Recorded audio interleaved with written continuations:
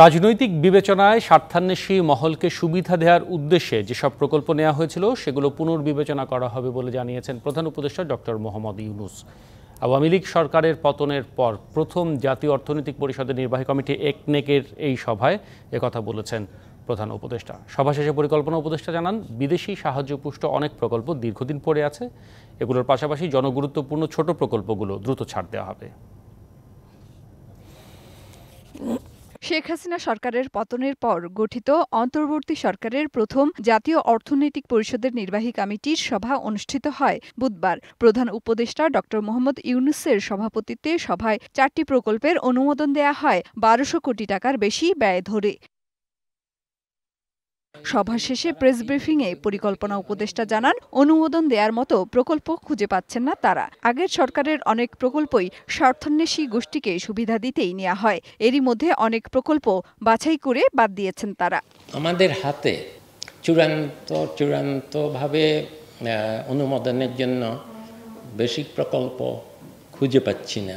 কিছু কিছু প্রকল্প একদম সহজেই বোঝা যায় যেগুলো রাজনৈতিক উদ্দেশ্য প্রণোদিত এবং এগুলো দিয়ে খুব বেশি লাভ পাওয়া যাবে না।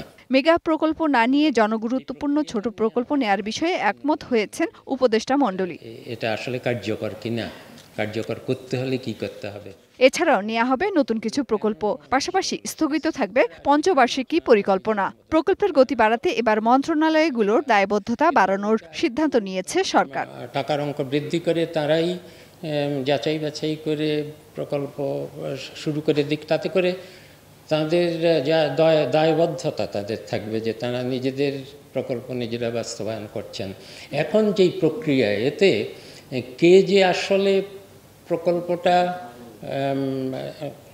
প্রকল্পটা ভালো না হওয়ার জন্য দায়ী, এই দায়বদ্ধতা খুঁজে পাওয়া যাবে না। পরিকল্পনা উপদেষ্টা জানান, বিদেশি সাহায্যপুষ্ট অনেক প্রকল্পই দীর্ঘদিন ধরে পড়ে রয়েছে।